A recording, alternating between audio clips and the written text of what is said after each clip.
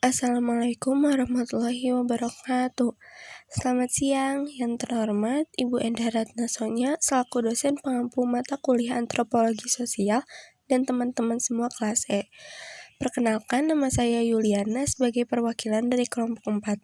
Sebelum memulai presentasi, saya akan memperkenalkan anggota kelompok 4, yaitu Tiara Taziatun Nafsi dengan NIM 12180300210, Topazgam Nurla Rizkia dengan NIM 12180300211, Trisnawati dengan NIM 12180300213, Sakib Makbul Dai dengan NIM 12180300215, Tiarani Intan Putri dengan NIM 12180300216, Vegia Andriana dengan NIM 12180300218, Viandra Nafasakila dengan NIM 12180300219, dan saya sendiri Yuliana dengan NIM 12180300225, dan yang terakhir ada Yusriah Rahma Rahab dengan NIM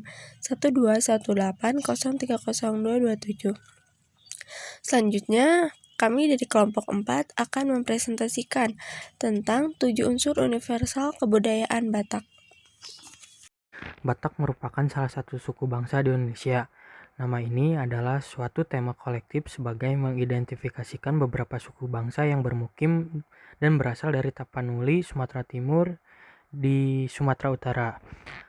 Suku bangsa yang dikategorikan sebagai Batak adalah Batak Toba, Batak Karo, Batak Fakfak, Batak Simalungun, Batak Angkola, dan Batak Mandailing. Orang Batak yaitu penutur bahasa Austronesia. Namun sampai saat ini tidak diketahui kapan nenek moyang orang Batak pertama kali bermukim di Tapanuli dan Sumatera Timur. Bahasa dan bukti-bukti arkeolog menunjukkan bahwa orang yang berbahasa Austronesia dari Taiwan telah berpindah ke Filipina dan Indonesia sekitar 2500 tahun yang lalu, yaitu 100 tahun batu muda atau Neolitikum. Terbentuknya masyarakat Batak yang tersusun dari beragam jenis marga sebagian diakibatkan karena hadirnya migrasi keluarga-keluarga dari wilayah lain di Sumatera. Sistem kepercayaan. Sebelum masuknya agama di Indonesia, masyarakat suku Batak secara umum menganut kepercayaan tradisional animisme, yaitu mereka percaya pada makhluk halus serta percaya bahwa makhluk-makhluk yang terdapat di bumi ini memiliki nyawa dan harus dihormati agar tidak mengganggu. Mereka juga percaya pada Mula Jadi Nabolon, yaitu dewa tertinggi dalam mitologi suku Batak. Dalam mitologi suku Batak dapat bagi menjadi 3 tingkatan, yaitu tingkatan dunia yang merupakan tempat tinggal para dewa dan disebut Banua Ginjang. Yang kedua ada tingkatan tengah yang merupakan tempat manusia hidup dan perantara antara dunia atas dengan dunia bawah yang disebut Banua Tonga. Yang ketiga ada tingkatan dunia tanah yang merupakan tempat tinggal setan serta roh-roh bumi dan kesuburan yang disebut Banua Toru. Ketiga dewa yang telah menciptakan tingkatan tersebut adalah Batara Guru, Soripada, dan Manggaka. Suku Batak mengenal 3 konsep yang menyangkut jiwa dan roh adalah ada Tendi, Sahala, dan Begu. Selain itu, terdapat juga agama Malim. Malim merupakan suatu kepercayaan yang mengikuti ajaran yang dipesankan oleh pituah-pituah yang diyakini membawa berkah bagi pengikutnya. Sedangkan orang yang menganut kepercayaan ini disebut Parmalim. Dalam bahasa Batak juga disebut Ugamo Malim, yang pada hakikatnya agama ini adalah agama asli dari suku Batak, di mana mereka tidak mengenal adanya surga atau sejenisnya, namun mereka percaya adanya Tuhan yang Maha Esa atau disebut juga Debata Mula Jadi Nabolon sebagai pencipta manusia, langit, bumi, dan isinya. Kepercayaan Malim ini dianut sebagian besar oleh suku Batak Toba. Di sisi lain, masyarakat suku Batak juga mengatakan adanya pengaruh kuat dalam pandangan hidup yang meliputi 3 aspek. Yang pertama ada Hasangapon yang berarti kehormatan, Hagabeon keturunan yang banyak, dan Hamoron yang berarti kekayaan. Menurut masyarakat Batak, untuk menjadi orang yang dihormati dan dimuliakan oleh orang lain ketika kemudian hari di dunia roh orang-orang yang telah meninggal, maka harus memiliki keturunan yang baik dan banyak, serta menyebar di desa Namalu yang berarti 8 penjuru angin.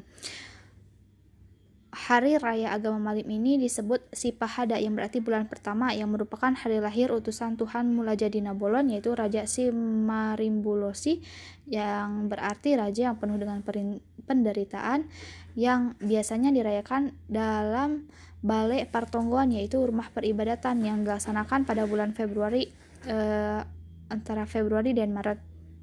Selain itu, ada hari raya Sipahalima yang berarti bulan kelima yang artinya pemeliharaan bolon, pesta panen yang dilaksanakan pada bulan Juni-Juli yang bertujuan untuk mensyukuri hasil panen yang didapatkan. Menurut Marco Polo, masyarakat suku Batak sebagai orang yang tidak terpengaruh oleh agama-agama di luar, namun ketika mengenal Islam, banyak pedagang yang menikahi perempuan Batak. Hal ini secara perlahan mempengaruhi banyaknya pemeluk Islam. Kemudian pada masa Perang Pari awal abad ke-19, pasukan Minangkabau menyerang tanah Batak dan melakukan pengislaman secara besar-besaran. Selain agama Islam, suku Batak juga menganut agama Kristen. Agama Kristen ini masuk ke dalam masyarakat suku Batak ketika adanya misionaris baptis asal Inggris yang masuk ke dalam pedalaman suku Batak dan melakukan observasi langsung pada kehidupan masyarakat Batak. Kemudian para penginjil menyebarkan agama Kristen di tanah Batak. Selain itu ada juga keberadaan umat Hindu dalam suku Batak Karo yang sudah ada sejak tahun 1970. Pengaruh Hindu sudah lama hadir, dahulu mereka adalah pemeluk kepercayaan pemena yang memiliki kesamaan dengan agama Hindu. Jika dilihat dari jenisnya suku Batak terdapat 5, kita akan melihat kepercayaannya saat ini. Pertama ada suku Batak Toba. Suku Batak Toba saat ini menganut agama Islam dan Kristen Protestan, dan sisanya menganut Om Mula Jadina Bolon yang berarti roh nenek moyang. Yang kedua ada suku Batak Karo yang menganut kepercayaan agama Hindu, Islam, dan Kristen. Yang ketiga ada suku Batak Simalungun yang mereka sekarang menganut agama Kristen sebesar 65% dari seluruh masyarakatnya. Yang keempat ada suku Batak Pakpak Dairi yang menganut agama Kristen dan Islam, dan yang terakhir ada suku Batak Angkola Mandailing yang menganut agama Islam. Selanjutnya, sistem pengetahuan. Sistem pengetahuan dalam kultural universal berkaitan dengan sistem peralatan hidup dan teknologi, karena sistem pengetahuan bersifat abstrak dan berwujud di dalam ide manusia. Sistem pengetahuan sangat luas batasannya, karena mencakup pengetahuan manusia tentang berbagai unsur yang digunakan dalam kehidupannya. Ilmu pengetahuan masyarakat Batak juga menguasai konsep pengetahuan yang berkaitan dengan jenis tumbuh-tumbuhan di sekitar mereka. Pengetahuan tersebut sangat penting, artinya dalam membantu memudahkan keseharian mereka seperti makan, minum, pengobatan. Ilmu pengetahuan masyarakat Batak juga pandai dalam hal meramu. Contohnya, meramu tumbuh-tumbuhan menjadi obat tradisional seperti kunyit dan jahe. Pengetahuan lainnya tentang alam yaitu mengetahui perjalanan bulan dan bintang, serta mempercayai adanya hukum alam pada setiap manusia dengan buku parhalaan perbintangan. Hukum alam di sini contohnya peredaran matahari, bulan, bintang, dan arah angin, sehingga tumbuh ilmu pengetahuan alam lainnya tentang waktu atau disebut juga parhalaan. Masyarakat Batak juga mengenal partaonan yang merupakan ilmu pengetahuan tentang tahun. Dalam tahun Batak, 1 tahun artinya sada tahunan, dan 12 bulan yang disebut Sipaha, yaitu Sipaha Sada adalah bulan pertama, Sipaha 2 adalah bulan kedua, Sipaha Tolu adalah bulan ketiga, Sipaha 4 adalah bulan keempat, Sipaha 5 adalah bulan kelima, Sipaha Onom adalah bulan ke-6, Sipaha Pitu adalah bulan ke-7, Sipaha Walu adalah bulan ke-8, Sipaha Sia adalah bulan ke-9, Sipaha Sampulu adalah bulan ke-10, Li adalah bulan ke-11, Hurung adalah bulan ke-12.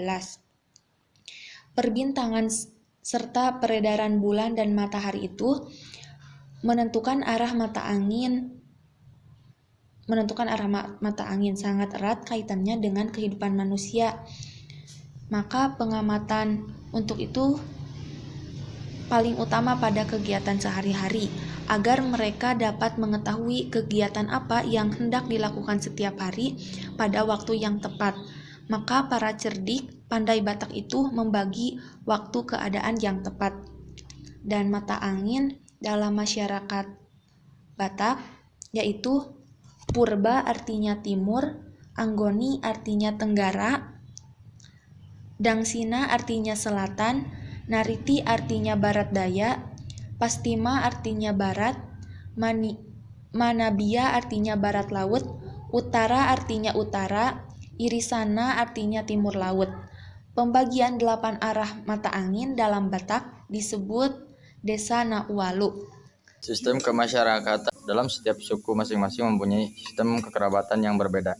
Sistem kekerabatan tersebut berasal dari garis keturunan. Ada 3 jenis sistem kekerabatan, yaitu patrilineal, matrilineal, dan bilateral. Sistem kekerabatan patrilineal merupakan sistem kekerabatan berdasarkan garis keturunan ayah.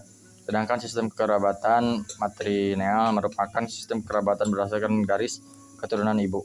Sedangkan sistem kekerabatan bilateral berasal dari garis keturunan keduanya, yaitu ayah dan ibu. Salah satu suku yang menggunakan sistem kekerabatan patrilineal adalah suku Batak yang memiliki garis keturunan berupa marga.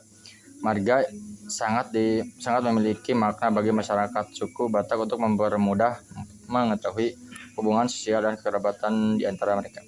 Menurut Verguein, dalam masyarakat suku Batak, marga hanya dapat diturunkan melalui seorang laki-laki, kakek atau ayah, kepada anaknya atau kepada keturunan berikutnya. Oleh karena itu, semua masyarakat suku Batak menambahkan nama marga dari ayahnya setelah nama kecilnya. Koncaraningrat, marga yang dibuat setelah nama sangat penting apabila masyarakat suku Batak bertemu, terutama di perantauan. Masing-masing akan menanyakan marga terlebih dahulu, martarombo, untuk mengetahui pertuturan kekerabatan. Memang benar apabila seorang Batak menyebut anggota marganya dengan sebutan Dong Sabutuha, mereka yang berasal dari rahim yang sama. Garis keturunan lahir diteruskan oleh anak laki-laki dan menjadi punah. Kalau tidak ada lagi anak-anak laki-laki dilahirkan, sistem kekerabatan patrilineal ini yang menjadi tulang punggung masyarakat Batak, yang terdiri atas turunan-turunan marga dan kelompok-kelompok suku. Semuanya saling dihubungkan menurut garis laki-laki. Laki-laki itulah yang membentuk kelompok kerabatan, sedangkan perempuan menciptakan hubungan besan, binal relationship, karena ia harus kawin dengan laki-laki dari kelompok matrilineal yang lain. Peralatan hidup dan teknologi etnis Batak. Sistem peralatan dan perlengkapan hidup adalah semua alat-alat yang digunakan manusia dalam kegiatan sehari-hari untuk usahanya memenuhi kebutuhan hidupnya. Termasuk di dalamnya adalah alat-alat yang digunakan dalam kegiatan seperti bercocok tanam, berburu, menangkap ikan, alat-alat rumah tangga, dan alat-alat angkutan ataupun disebut dengan transportasi. Pertama, saya akan menjelaskan mengenai alat-alat untuk bercocok tanam, bajak atau tenggala, yang berfungsi untuk mengemburkan tanah, yaitu agar unsur hara yang ada di dalam tanah tercampur dengan baik sebelum dilakukannya penanaman benih. Yang kedua, ada panggu atau cangkul. Alat ini alat multifungsi, yaitu seperti alat untuk mengaduk tanah ataupun alat untuk alat serbaguna lainnya yang terbuat dari besi dan batangan kayu. Selanjutnya adalah yang ketiga, adanya disebut dengan sabit atau sabi-sabi. Alat ini berfungsi sebagai alat panen manual untuk memotong tangkai padi secara cepat, atau bisa juga digunakan untuk memotong rumput dan membersihkan lahan. Selanjutnya saya akan menjelaskan mengenai alat-alat untuk menangkap ikan. Yang pertama terdiri dari perahu lesung atau disebut dengan solu, yaitu berfungsi sebagai pengangkut nelayan atau sebagai media transportasi nelayan untuk menangkap ikan. Selanjutnya adalah jala dan perangkap ikan. Tentu saja ini berfungsi sebagai alat untuk penangkap ikannya tersendiri. Selanjutnya saya akan menjelaskan mengenai alat-alat dapur. Alat-alat dapur ini terdiri dari yang pertama adanya udontano. Udontano ini berbahan baku tanah liat yang bercampur dengan pasir. Fungsi alat ini adalah sebagai tempat air minum, tempat memasak nasi atau ubi, dan tempat untuk hal kegiatan merebus lainnya. Yang kedua adalah harpe. Harpe ini berbahan baku rotan atau sirunguk. Sirunguk yaitu sebangsa tumbuhan menjalar. Harpe ini berfungsi sebagai alas dari periuk atau kuali. Selanjutnya saya akan menjelaskan mengenai alat-alat perhiasan etnis Batak yang terdiri dari yang pertama yaitu putu. Putu ya ini gelang dari gading yang biasanya dipasang pada bagian lengan sebelah kiri oleh kaum laki-laki. Yang kedua adalah hiasan yaitu pisau halasan atau pedang. Alat-alat ini ataupun perhiasan ini, pisau halasan ini digunakan pada saat upacara adat. Selanjutnya adalah dari alat-alat untuk berburu yang terdiri dari bodil atau disebut dengan sitenggar, yaitu alat tembak peluru seperti pistol. Yang kedua adalah selor dan sumbia, yaitu seperangkat alat panah. Yang ketiga yaitu hujur dan radak, yaitu seperti alat tombak. Yang terakhir yaitu sambil, yaitu seperti alat perangkap untuk hewan darat. Selanjutnya adalah dari segi alat transportasi ataupun alat-alat angkutan yang terdiri dari yang pertama adalah gerobak tarik. Gerobak tarik merupakan alat untuk membawa ataupun memindahkan barang-barang seperti gerobak pada umumnya. Selanjutnya adalah yang kedua yaitu sadu atau di sana disebutnya dokar, yaitu alat untuk membawa manusia berpindah tempat atau sebagai alat transportasinya manusia. Kalau sadu atau dokar ini kalau kita kenal mungkin sebagai delman. Selanjutnya saya akan menjelaskan mengenai rumah adat suku Batak. Rumah adat suku Batak ini disebut dengan rumah bolon. Rumah bolon ini menjadi simbol dari identitas etnis Batak tersendiri ataupun masyarakat Batak. Pencaharian hidup. Mata pencaharian hidup di suku Batak yaitu bertani, yaitu bersawah, berladang, berkebun, dan beternak. Sebagian mengkhususkan diri dalam mata pencaharian berjualan, bertukang, kerajinan tangan, pegawai atau buruh harian di sawah, dan sebagainya. Sebagian besar masyarakat Batak bercocok tanam di irigasi dan ladang. Alat yang digunakan untuk bercocok tanam antara lain cangkul, bajak atau tenggala dalam bahasa Karo, luku dalam bahasa Toba, dan tongkat tugal atau engkol dalam bahasa Karo. Bajak biasanya ditarik dengan sapi atau kerbau. Sabit atau sabi-sabi dalam bahasa Toba dipakai untuk memotong padi. Ada juga yang memakai ani-ani. Suku Batak masih menggarap tanahnya menurut adat kuno.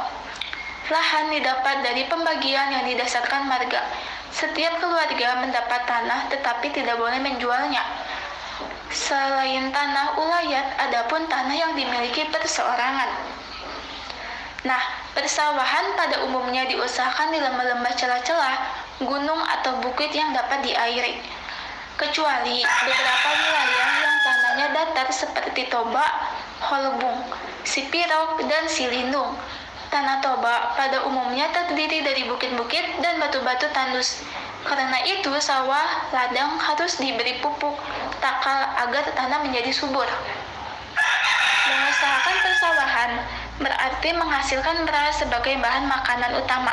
Tetapi di samping beras, sawah juga dipergunakan untuk memelihara ikan, terutama ikan mas yang pembibitannya selalu diselaraskan dengan musim bertanam padi. Mereka juga menanam nanas, tebu, sayur-sayuran, ubi kayu, ubi jalar, pisang, dan pinasa. Perkebunan yang hasilnya banyak dijual ialah kopi, kemenyan. Di samping itu, ladang sering dipergunakan untuk menanam padi yang dinamakan haumatur atau ladang kering. Nah, orang Batak juga mengusahakan perkebunan kopi yang diperdagangkan secara lokal maupun regional. Juga ada perkebunan haminjon atau kemenyan, terutama di gunung-gunung. Di daerah tepi Danau Toba dan di Pulau Samosir menangkap ikan merupakan suatu mata pencaharian yang penting. Penangkapan ikan dilakukan dengan amat intensif dalam musim tertentu. Misalnya dalam bulan Juli sampai Agustus. Pekerjaan dilakukan eksklusif laki-laki dalam perahu lesung atau solu dengan jala, pancing, dan perangkap-perangkap ikan. ikan dijual di pasar untuk dibawa ke kota-kota seperti Baligo. Jelaskan mengenai sistem bahasa suku Batak yang maksudnya adalah yang terdapat pada 7 unsur budaya universal. Bahasa memegang peran penting dalam proses komunikasi intrabudaya.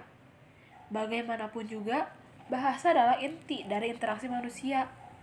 Bahasa ini memungkinkan kita untuk bertukar gagasan, memungkinkan kita untuk melewati budaya dari satu generasi ke generasi berikutnya. Lalu, sebagian besar melalui bahasa yang kita pelajari, maka akan tampak nilai dan perilaku budaya tersebut. Bahasa pada setiap subsuku Batak berbeda antara satu dengan yang lainnya. Seperti contohnya, logat Karo yang dipakai oleh orang-orang Karo, logat Pakpak yang dipakai oleh orang-orang Pakpak, logat Simalungun yang dipakai oleh orang Simalungun, logat Toba yang dipakai oleh orang Toba, Angkola, dan Mandailing. Di antara keempat logat tersebut, 2 yang paling jauh jaraknya, satu dengan yang lainnya adalah logat Karo dan logat Toba. Akhirnya bahasa nasionalnya orang Batak yaitu bahasa Toba. Dalam Sitorus Wawancara Data Primer 2018. Perbedaan bahasa yang dimiliki dalam setiap subsuku Batak tersebut terlihat tidak menunjukkan adanya perbedaan yang mencolok. Setiap suku Batak tetapi menjalin kekerabatannya dengan tidak membedakan satu dengan yang lainnya. Suku Batak tetap menunjukkan persatuannya sebagai suku Batak. Dalam komunikasi dengan anggota keluarga, suku Batak mempunyai panggilan tertentu dalam memanggil anggota keluarganya. Seperti pada suku Batak Toba, panggilan kepada kakak laki-laki dari ayah adalah Bapak Tua, adik laki-laki dari ayah Bapak Uda, sedangkan pada suku Batak Pakpak, panggilan untuk kakak laki-laki tertua dari ayah adalah Pak Tua, adik laki-laki dari ayah adalah Papun, sedangkan pada Batak Karo, panggilan yang digunakan dalam keluarga berbeda-beda. Tidak semuanya dipanggil dengan panggilan tersebut, seperti yang disampaikan oleh Tarigan.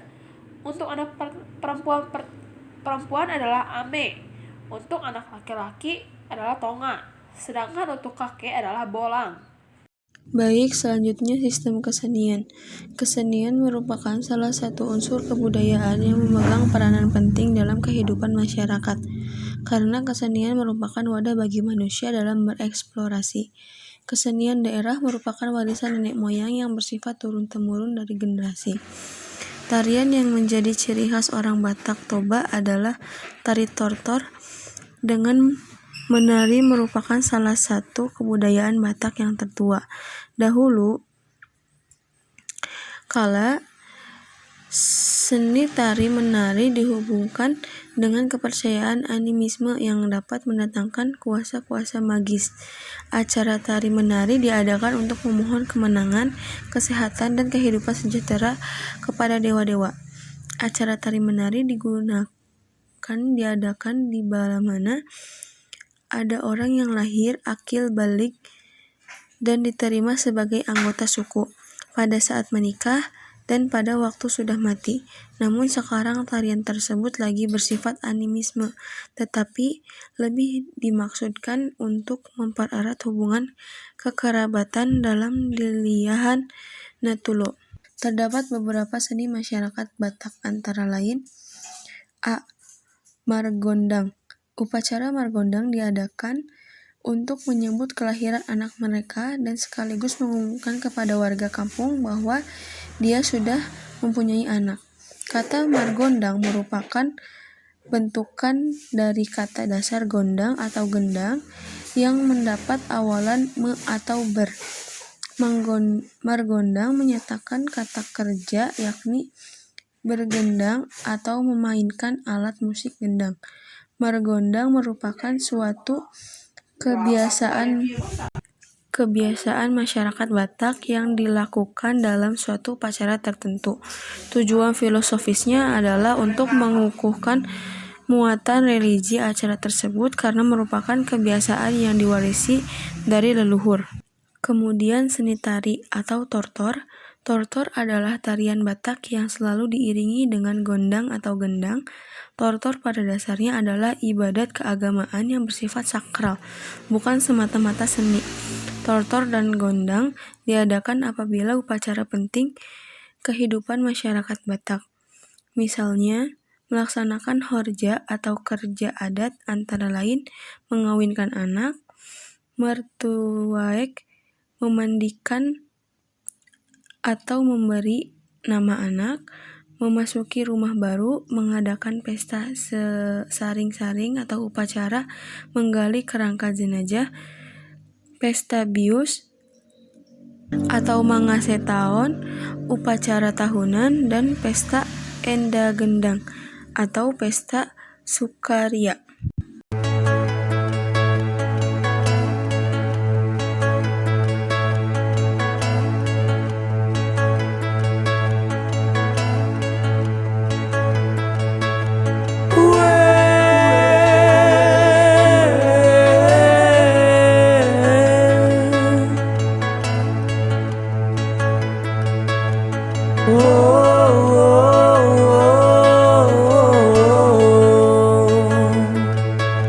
Asing doai kuta, asing doai tau toba, asing godang mula-mula, asing musero godang somba-somba.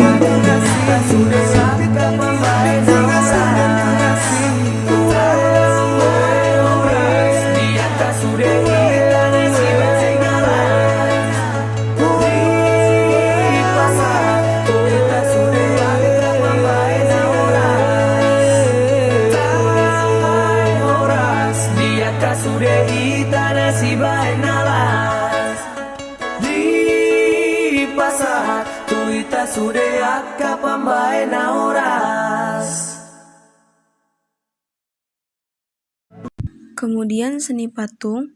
Dulu biasanya para raja-raja memesan patung untuk makam.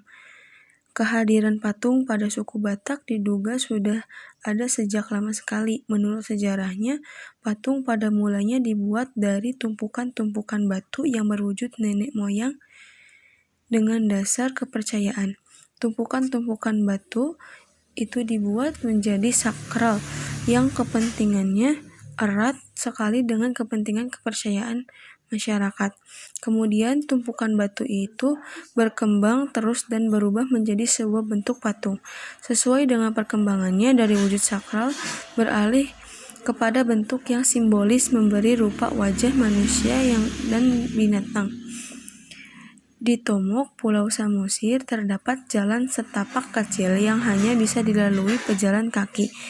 Bapak Charles Sidabutar, salah satu keturunan raja yang kini menjaga makam, menjelaskan bahwa sesuai kepercayaan setempat, pada saat itu jenazah tidak boleh dimakamkan di tanah, melainkan harus di dalam batu. Selanjutnya, kerajinan tangan atau ulos. Ulos adalah kain tenun khas suku Batak. Tak hanya sebatas hasil kerajinan seni budaya saja, kain ulos pun syarat dengan arti dan makna. Sebagian besar masyarakat Tapanuli menganggap kain tenun ulos adalah perlambang ikatan kasih sayang, lambang kedudukan, dan lambang komunikasi dalam masyarakat adat Batak. Oleh karena itu, kain tenun ulos selalu digunakan dalam setiap upacara, kegiatan, dan berbagai acara dalam adat suku Batak.